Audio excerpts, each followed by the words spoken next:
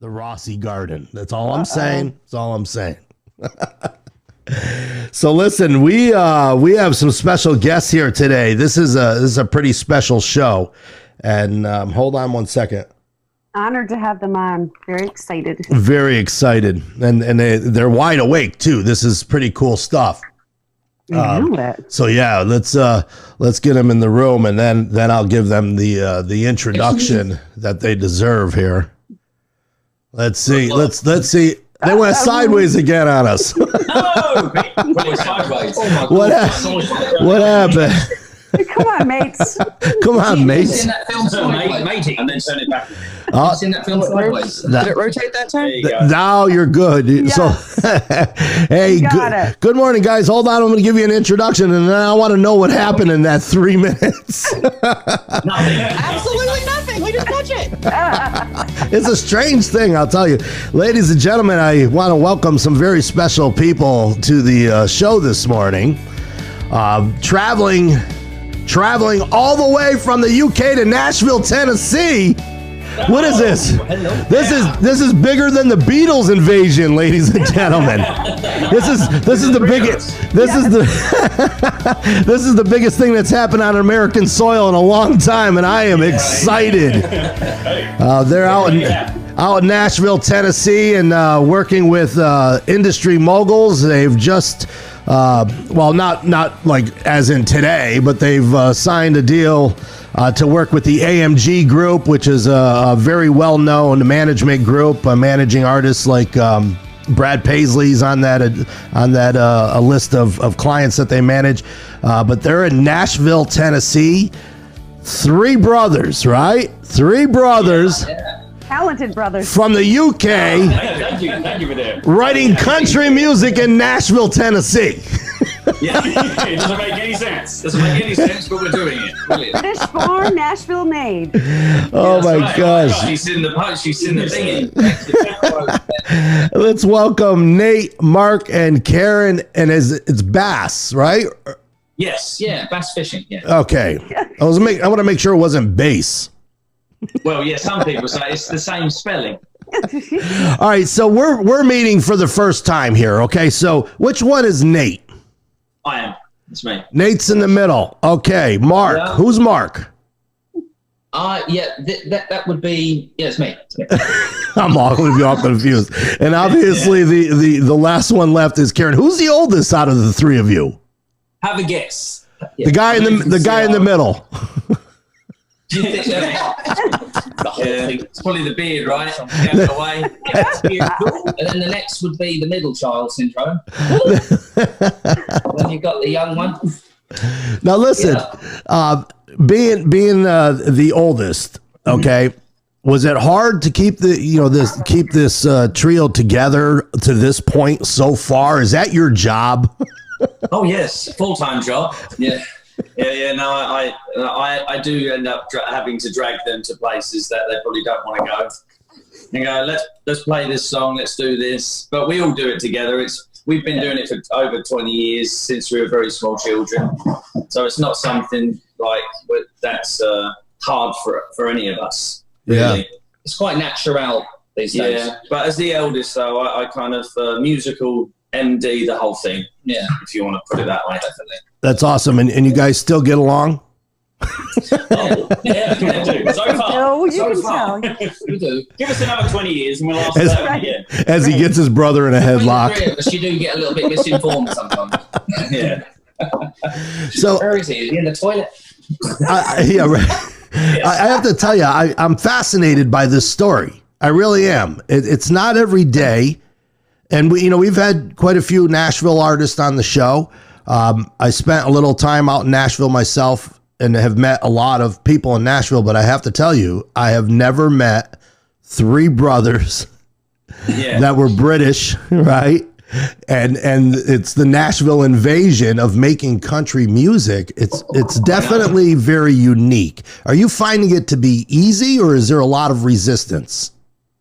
I think it's I don't know. It's just no. It's very easy. I find like just coming here and the accent and everything. It's just Nashville's just embraced us so much.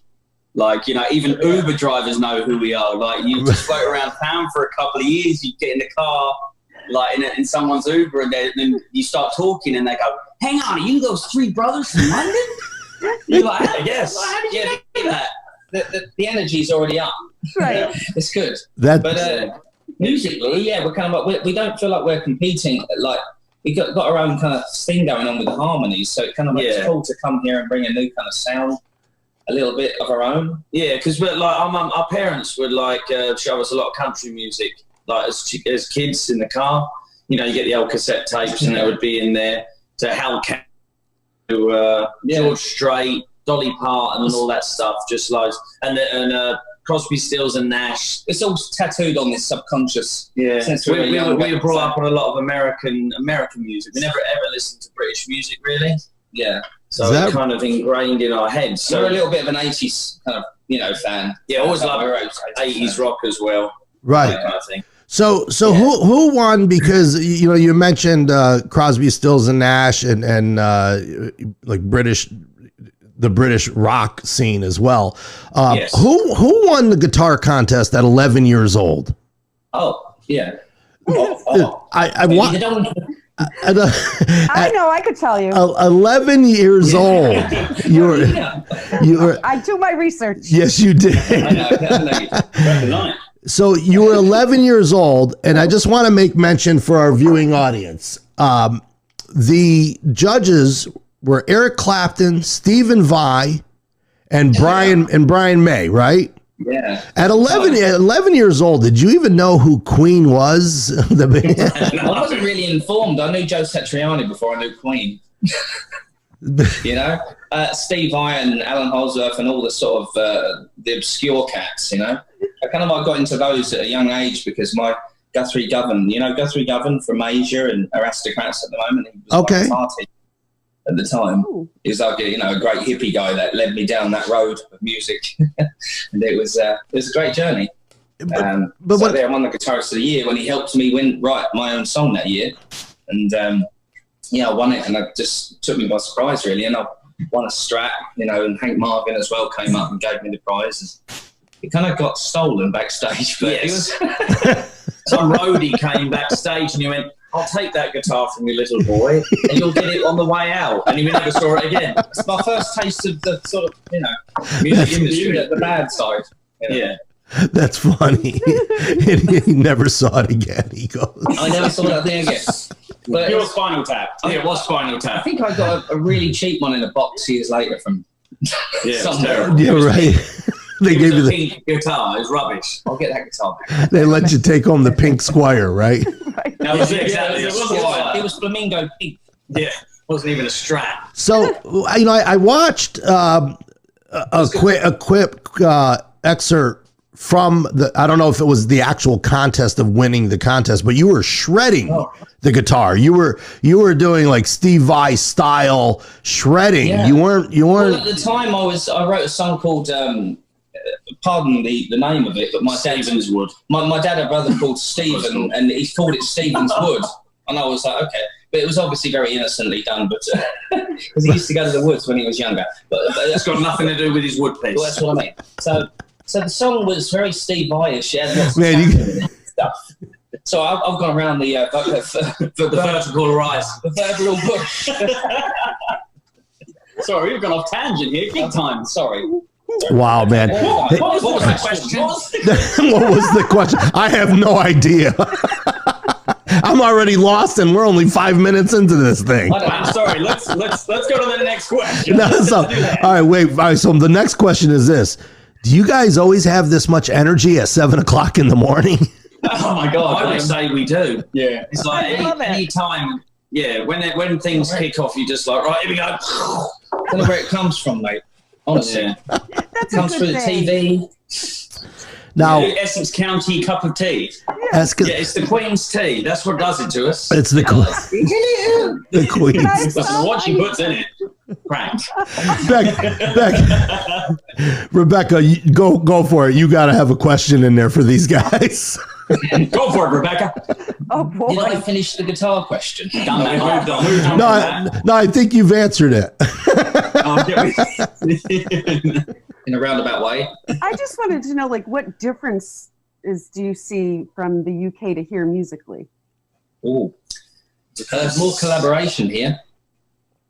Back home, it's fend for yourself and shoot now and help yourself. Yeah. There's solo artists and, you know, kind of like, you know, it's a bit different in the industry there, but here it's more collaborative and there's more songwriting together going on and the whole thing is... Well, it's like when we worked with Dan Huff, he said, like, Nashville's like going back 20 to 30 years in the music industry.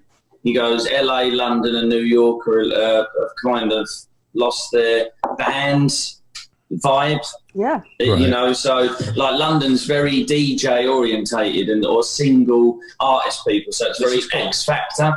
It's always that. So it's karaoke, but you won't find bands much anymore in the UK. So when we came here, it's like anyone who plays a guitar or drums or anything. And if you need a keyboard player, oh yeah, the waiter down the road, he's an amazing keyboard player. It's a lot easier. Yeah, we'll get him in. It's like pretty cool. Yeah, if only the UK was like this, but maybe they'll catch on with music being the most important thing in the world instead of labour. Although country music in the UK is growing massively. Oh, yeah. So like, we went back home for Christmas and literally we walk into shops now and they're playing artists like Thomas Rhett and, you know, Sam Hunt and stuff, and you go, what the hell? What's that playing? You know?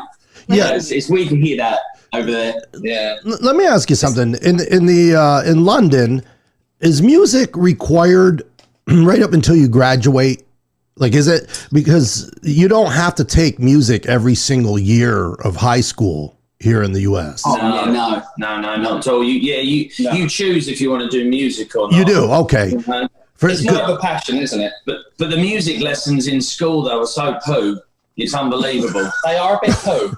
I mean, they are poo. Yeah. I mean, there's three times a poo. I mean, there's a drum kit there, and it's like, well, there's no skins on it. So how am I going to play this thing?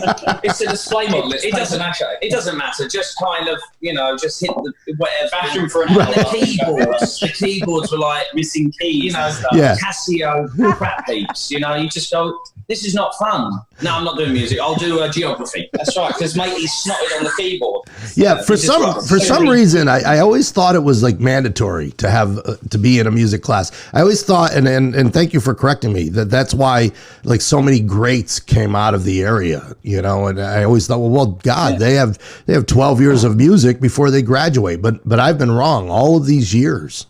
Yeah, I think the musicians that were really good and stuff, they rebelled from school. They just was like, we're going to go into music and, you know, school's out for us and stuff. You know, it's like, yeah, I don't know. I'm not a connoisseur of the Beatles and nothing, but I knew that them boys just probably just went and kind of went, school, we're just going to join a band. And they did. You know? Or they were very clever professors. We don't know. Like Queen. We don't know because we don't know. We don't know. We don't know. We don't know. We don't know. He's trying to decipher the Beatles. Let's decipher the Beatles. Yeah, but you know, they did pretty good for themselves. Oh, yeah. Exactly. Yeah, so now Essex County, right? You find yourself in Nashville. I have to give you credit. You're working with some of the top industry cats in the business. Mm-hmm. Okay.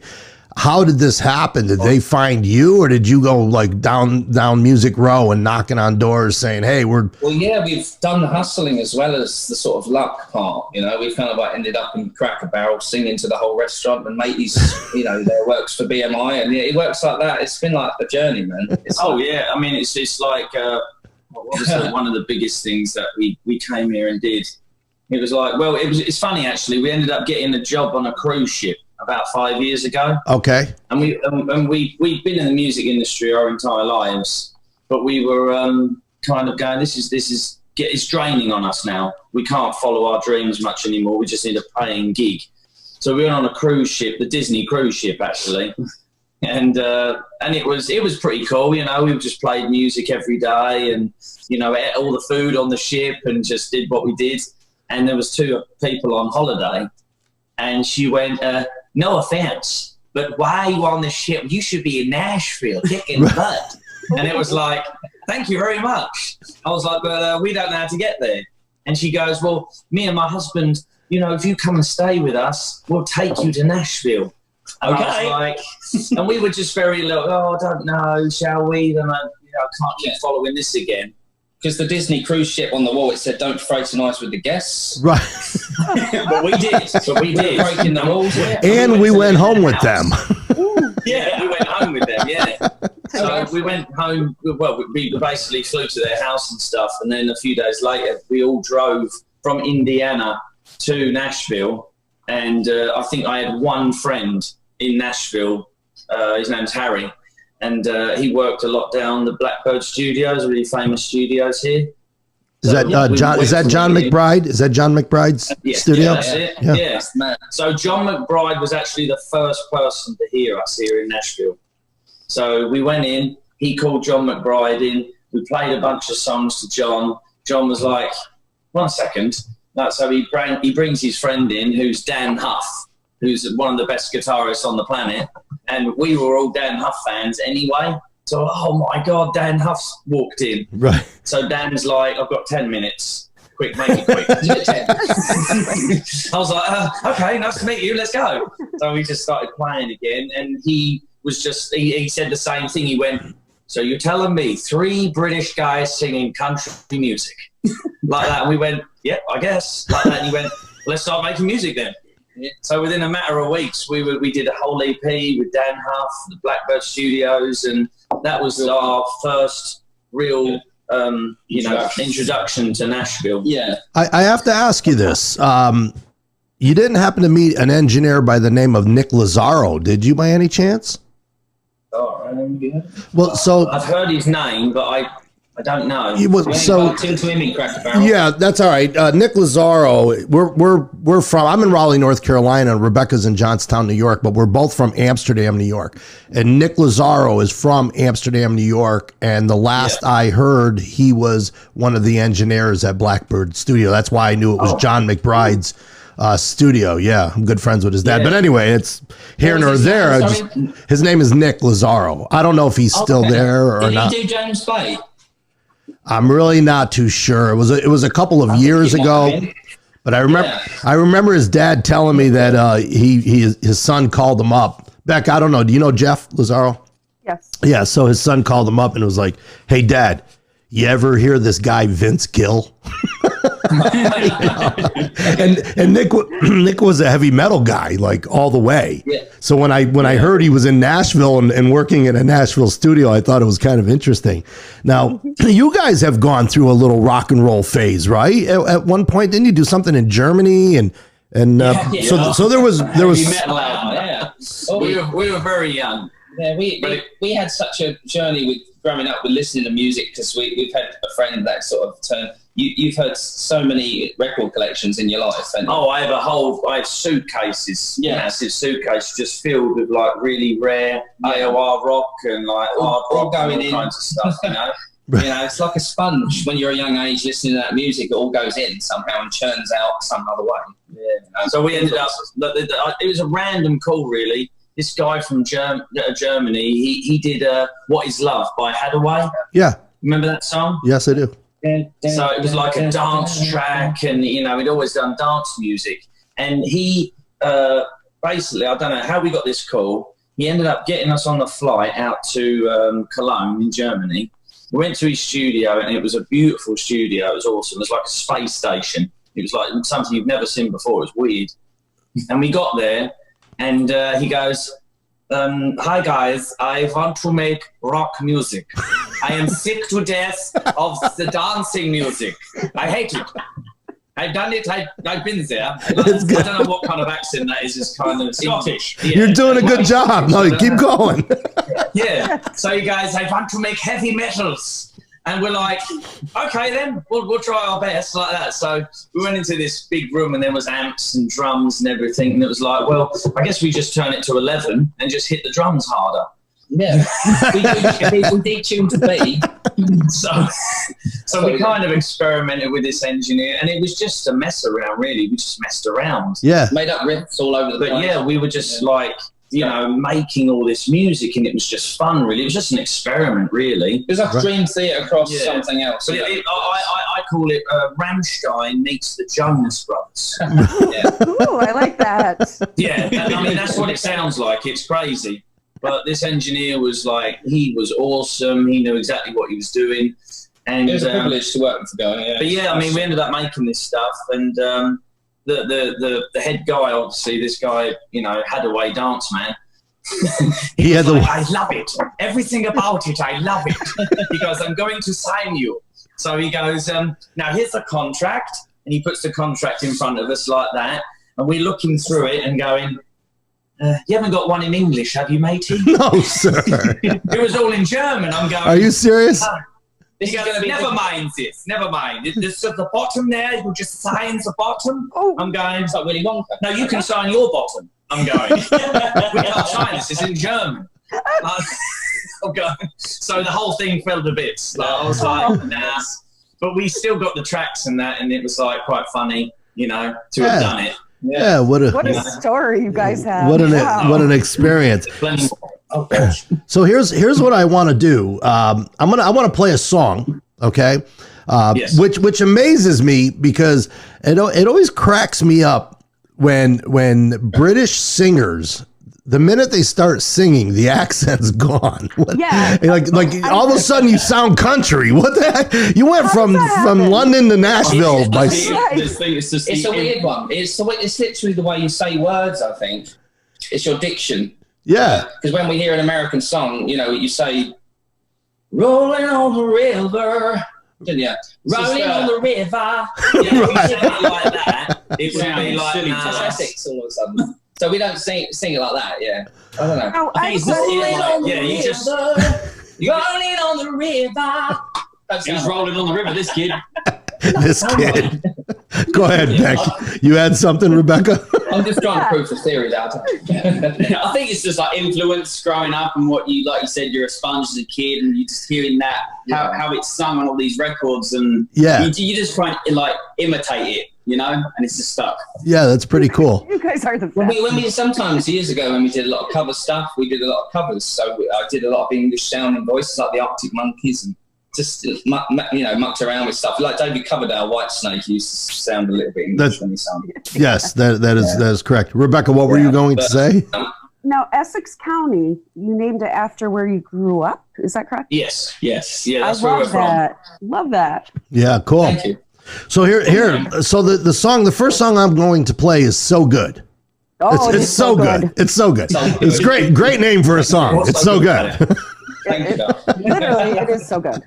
So who wrote? Did you guys collaborate with other writers on this, or is this something that you guys put together? I know in Nashville, especially, right? Everybody's writing with everybody. Oh yeah, so. I mean, there's so many songs. Well, that's what me and the boys kind of pride ourselves on a little bit, because there's a lot of acts like everywhere really that kind of say, well, you know, we're the songwriters, we're the artists, and we must write all the material. It's like, nah. You know, the Nashville's such a great community. You've got a huge community of songwriters. You've got all the producers, and then you've got the artists. And I feel like it's a triangle. Everyone has to work together. Right. So we feel like, especially this song, we've been singing So Good for about 6 years. Mm-hmm. And it was our friend Stephen Dorff. Basically, he's a big producer here. And we made a record with him in 2011.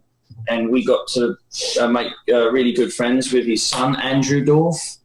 So Andrew is like a very prolific writer here in Nashville who's had many, many hits with like Blake Shelton, Ronnie Dunn, Carrie Underwood. He's got 2 new singles on the Old Dominion new album right now. Right. You know, loads of stuff. Mm. And but I'm sadly he passed away about 2 years ago. I'm sorry to hear that. Yeah. So it was very sad, but the community here has just embraced Andrew Dorff. You know, if you go to a restaurant, there'll be an Andrew Dorff table, right, or like an Andrew Dorff conference room or something. It's really cool. Yeah. But the song he wrote So Good, and we've always sang it. We was like, oh, we love that song, Andrew. Can we sing it? And he was like, oh yeah, you can play it. he goes, you probably won't, release it because, because someone famous will always grab these things. Right, but then we got it. So we ended up playing it for the last 6 years just because we enjoyed playing it. And like now we've released it, so it's kind of in honor of Andrew Dorff, really. Yeah, it's fantastic. That's a great setup. So hang tight. I'm going to switch screens. I'm going to play the song "So Good." You're waking up to the vibe here, ladies and gentlemen, and we are sitting and talking with Essex County, and this is a song called. Let me just make sure I switch screens. This is called "So Good."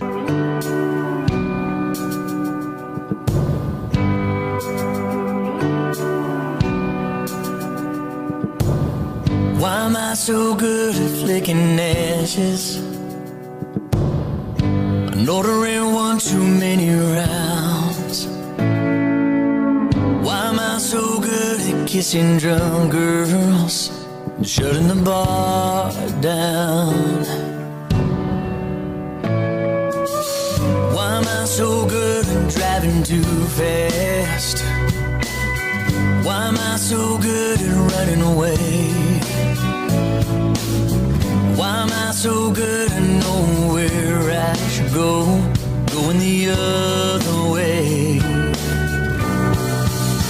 Why am I so good at reminiscing? Why am I so good at living in the past? Why am I so good, wishing I could be a bit worse, breaking your heart, making it hurt so bad? Why am I so good at turning sunshine into a sky full of clouds? Why am I so good at hanging pictures and taking them all down?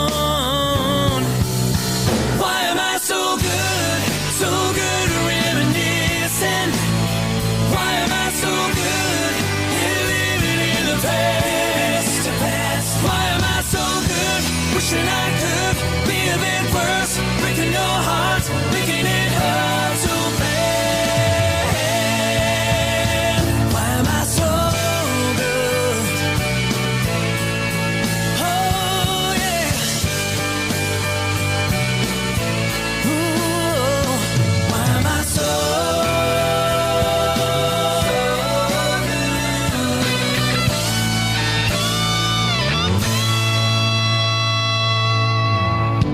I'm still here flicking ashes, and I've just ordered another round. Why am I so good at reminiscing? Why am I so good at living in the past? Why am I so good, wishing I could be a bit worse, breaking your heart, making it hurt so bad, yeah, hurt so bad. Why am I so good? Why am I so good, baby?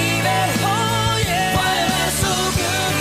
Why am I so good, baby? Why am I so good? Why am I so good?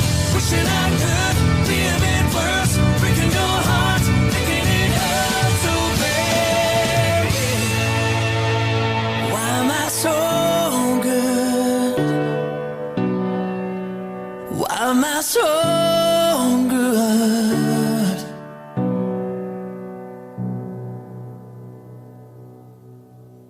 You're waking up to the vibe that's so good. So good. Essex County, So good. right here on Waking Up to the Vibe. Wow. All right, you guys back in action here? Let's, yeah.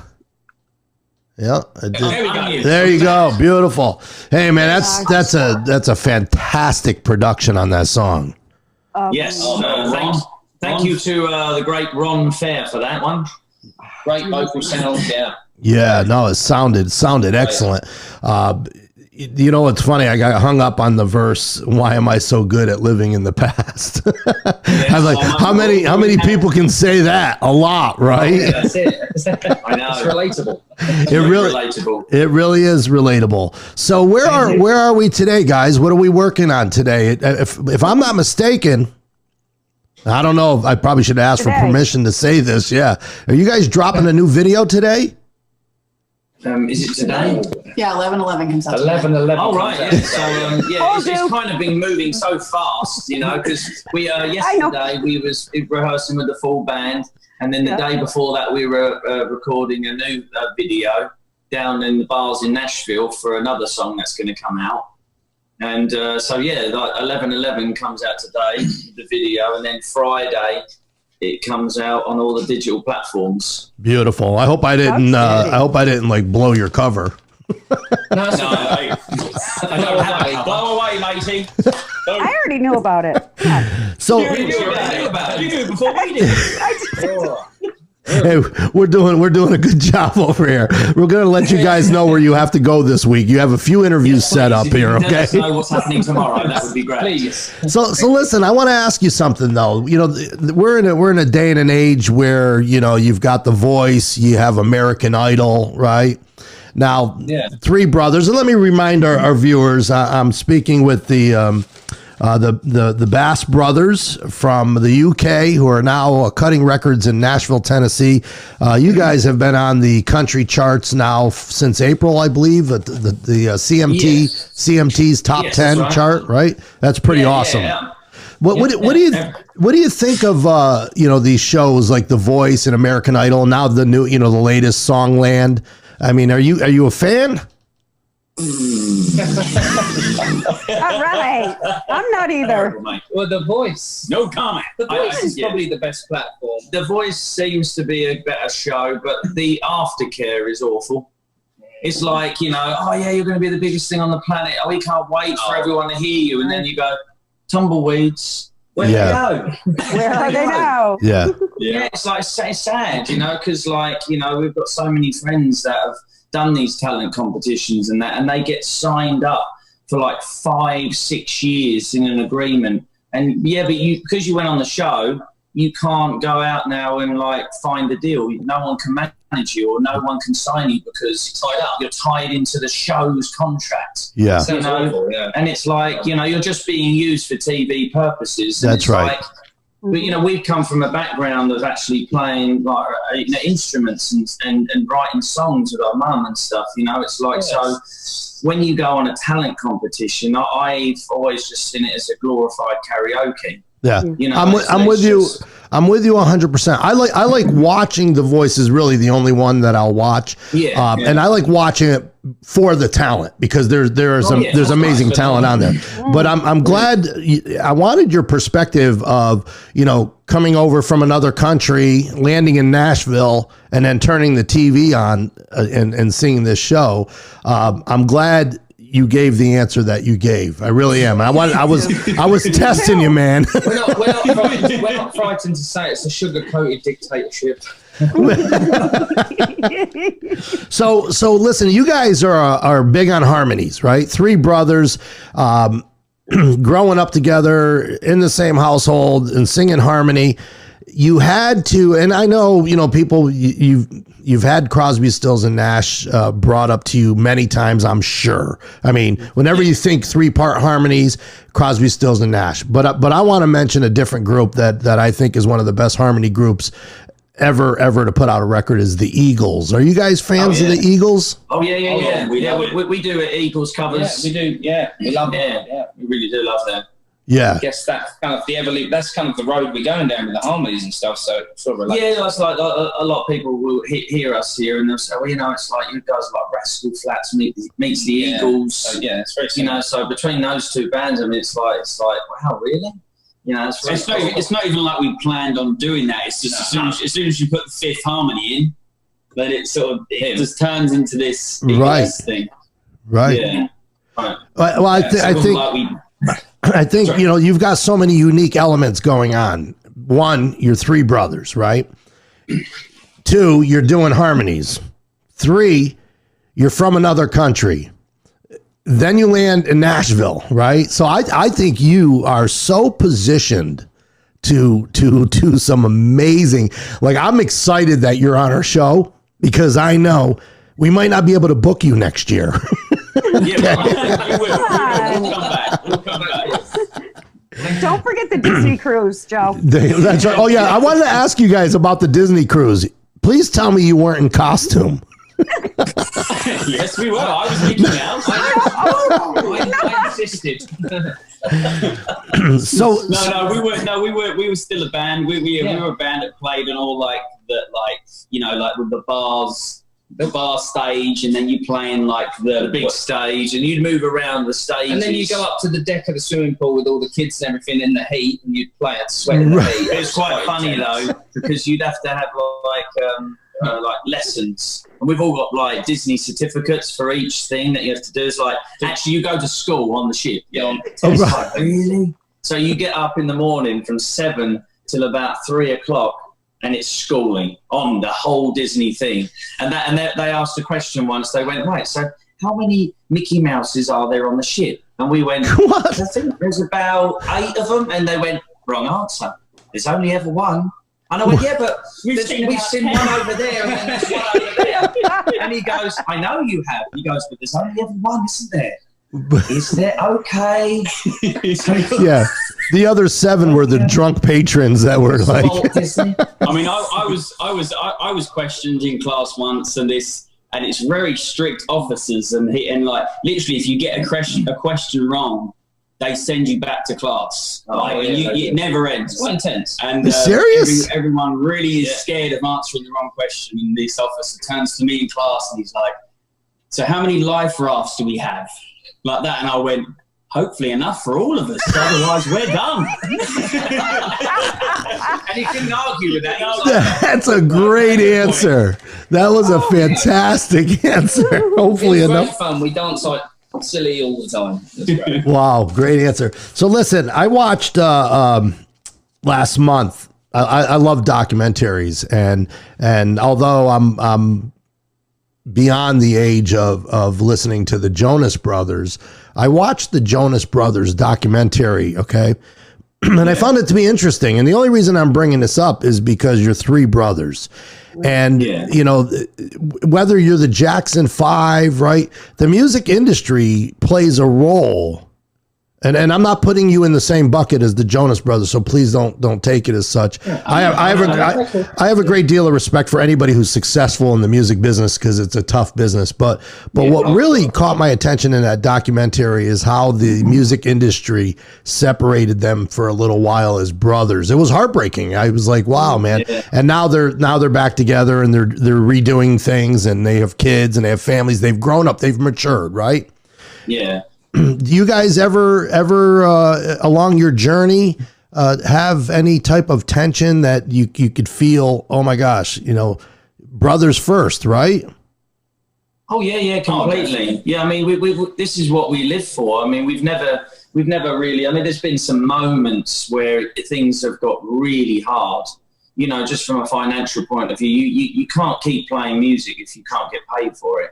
So it doesn't let you do it. You know, so it's weird because music does know you're living almost, does it? But no, it don't know you're living. But you know, it's like, you know, you have to do the job. So you know, we've all done carpet fitting with our dad. You know, spent years doing carpet fitting. You know, and then like we spent a few times in the factories, literally recently actually. So we did a lot of factory work and like a car auction job that I had for about probably 5 years, which was fun. Yeah, okay. I feel like maybe the tensions come from sacrificing a lot of our life, where you see your friends and they grow up and they, you know, they're married and have families and everything else, and you do want that, and we're still just tight aiming for this goal. You know what I mean? But then when you see everyone grow up around you, and you're just like, man, like, because none of us are married. You do miss out. Yeah, you do miss out. And biologically, you do start to feel ill when you don't have to. Right. So you're getting broody, Mark. What do you guys outside of the music industry to kind of stay tight and let go of the business of music? Do you guys take off together, or do you separate and go 3 different ways and come back together? You know, sometimes space is good too. You know.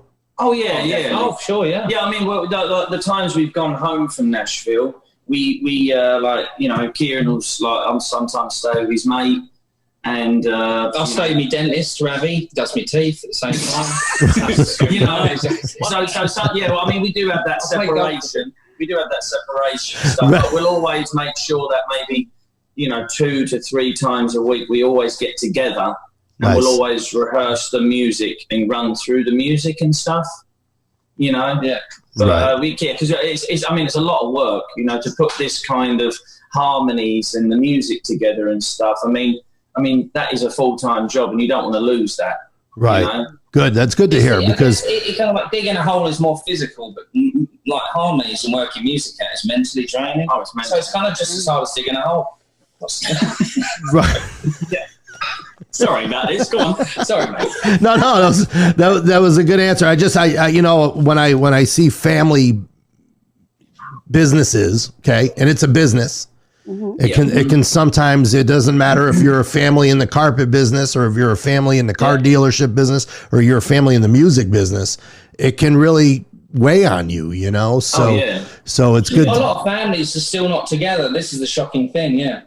I mean that's what I'm saying. It's like we've never through this whole time of doing music. It's like we've been ripped off many times. Like the first major thing we ever did. We got screwed over for millions. Our mum and dad lost the house. We had massive tax bills each as little kids. He was 11 years old, and like nearly 100 grand's worth of tax bills. Yeah, it was unlucky, man. So it was like, he goes. Yeah. Wow. Way to go, man. If you're gonna get it. But like, if we hated music and we kind of couldn't do this together, we wouldn't have done another 20 years of it. Right. So I think when we're together playing music, we realise why we do it. I think we're like really strong. Beautiful. We're strong as a family, and it's like we know what we're in. What we're in it for. It's a very interesting vocabulary to share music together. You can't, do it with your mates as much as you can with your brothers. Like where they are. When you turn around, they're like with you. I think a timing thing. I think as well, you need like just this mutual respect for one another. So we always say that it takes 2 minutes to try an idea and half an hour to argue about it. Yeah, yeah, right. But I love what you said. It's a vocabulary to share. Right. I like that quote. I might steal that from you. You can use that. So listen, I'm gonna play this song 1111. What is this about? I haven't listened to the song yet. What is this song about? This is an Andrew Dorff song that he wrote. And 1111 is... Again, we've been singing this. These are songs that we've been singing for quite some time. Yeah. We made them our own. Yeah, That we made them our complete own and stuff. And it's just like songs that we're really passionate about. Yeah. So it was awesome when the A&G team said, okay, great. These are the songs that you believe in, and let's record them and let's do them. Love it. So and with that, and then the next 2 songs that are coming out, we've co-written them. So, but 1111 is I guess it's about missing a girl, but it's about it's a spiritual connection as well. It's because I don't know if you do, but we see 1111 quite a lot. And that's even before the song came along. Right. Just like seeing numbers and seeing signs, and like, I don't know, it feels like you're always on the right course, even when things don't feel like the right thing. It gives people hope, which is one of the best things in the world. It's a very positive message. Nice. We need that now. We do need that now. The best things. So I'm going to play the song 1111. I'm going to task you guys to something. Maybe you can help me out with this. So while I'm playing the song, I'm going to mute you so we won't be able to hear you. While I'm playing the song, maybe you guys can come up with a little a cappella piece that just says, wake up to the vibe or something, whatever, right? I want you to sing wake up to the vibe. That's all I need you to sing a cappella, okay? I'll give you, no, not right now. No, hold on. No, not right now. Hold on. You got to work on it. I'm going to go play your video. We'll be right back. All right. We're going to go play 1111. You're waking up to the vibe here, ladies and gentlemen. And we're talking with Essex County from the UK, and they're now in Nashville, Tennessee, and cutting records with some of the biggest names in the music business.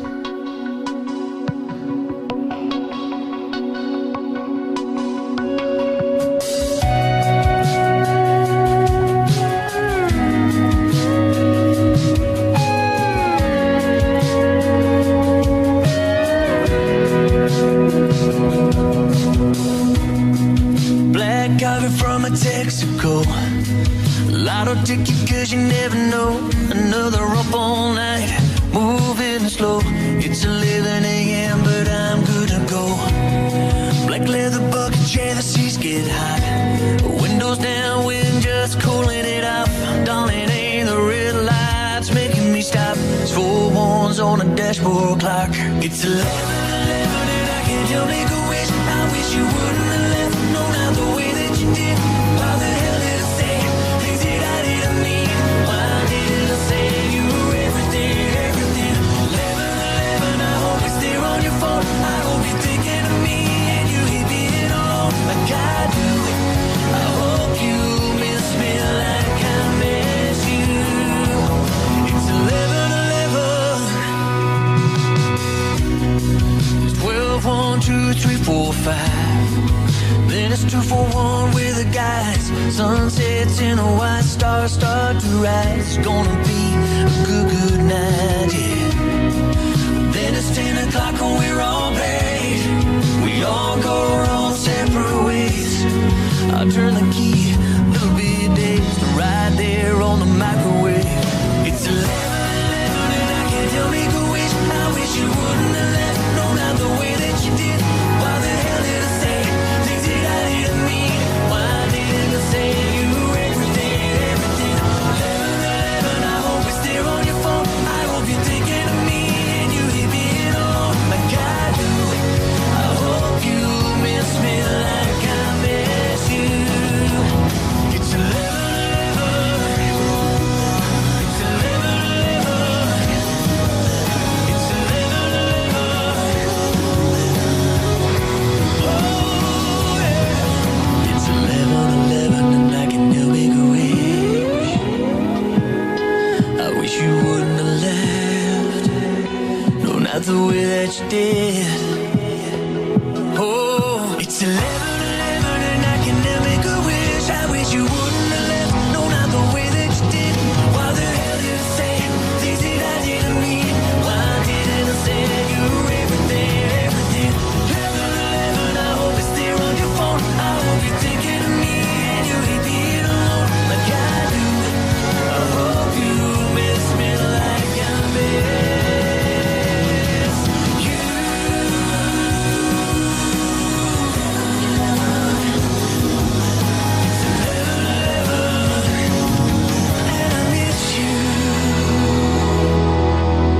And you're waking up to the vibe. That song is called 11:11. The band is called Essex County. And the show is Wake Up to the Vibe. There you go. All Can right. you feel the vibe? Wake up. Ready? We worked it out. Ready? You worked it out? Can you Let's feel hear the it. vibe? Is that the lyrics? Wake up to the vibe. 1, 2, 3. Wake up to the vibe. Come on. Wake up to the vibe. Wake up to the vibe. Wake up to the vibe. I love it. I love it. Hold on a second. I got hand claps here. Do again. Wow.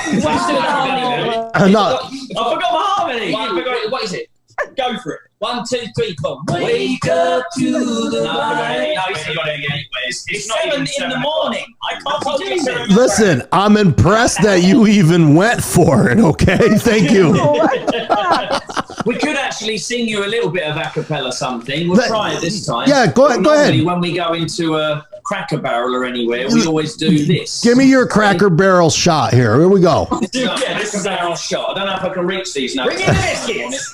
Here we go, ready? We've got to push it from the diaphragm. Here we go. Might do itself. Way your body comes alive every time you drop that beat.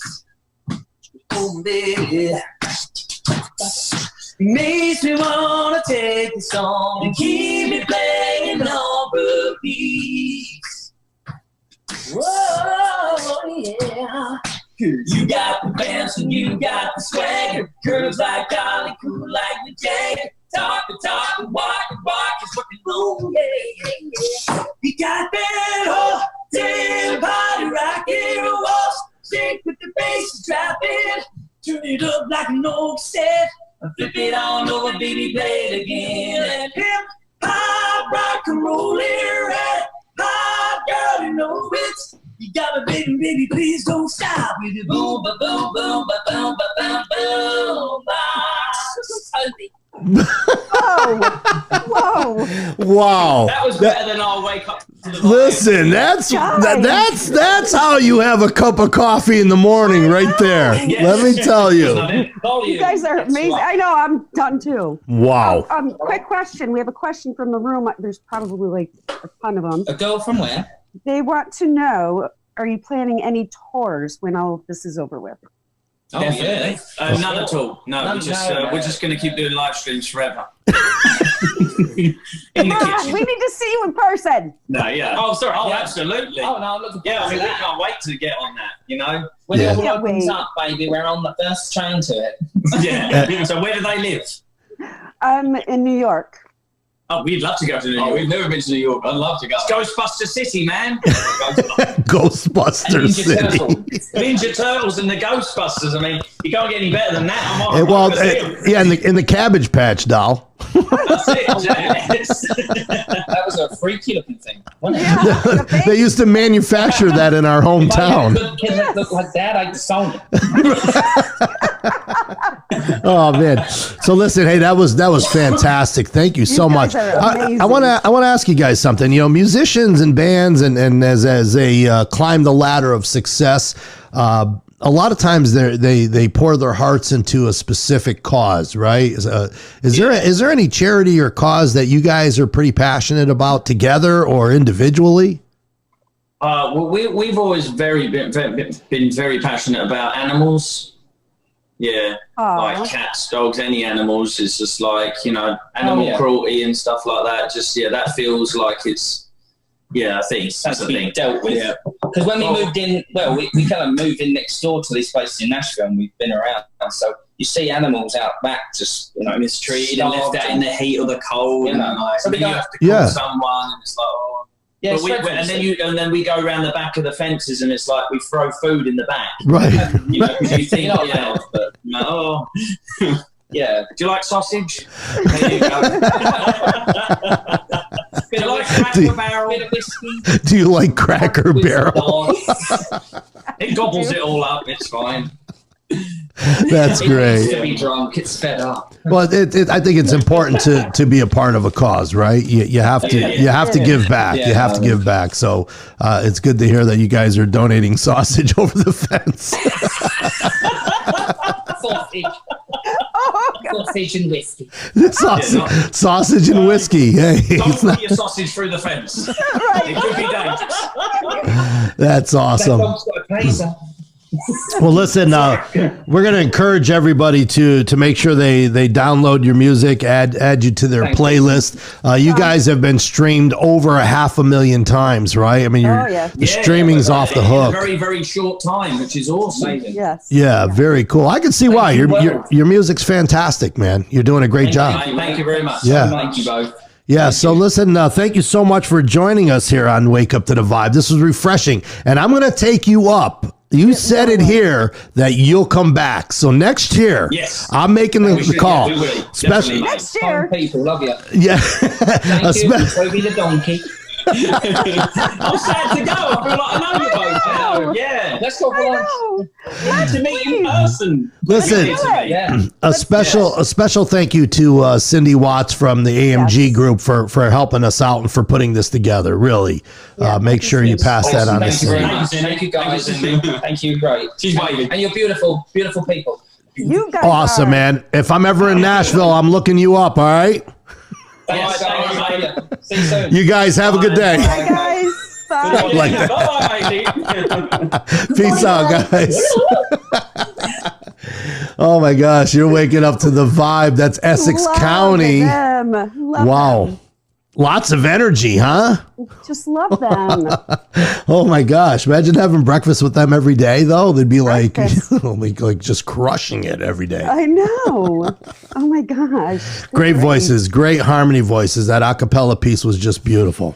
No, they're beautiful inside and out too. You can tell. Yeah, a lot of fun, and they've been around. You could tell. But when I tell you that they're working, and as you know, because you've done some of the homework, that they're working with the top industry professionals, they're going to be one of the hottest names. And because you know what they do? They bring this whole pop style, harmony style. Exactly. They bring the country style. They're talented, and they're just tying it all together in a nice little country package.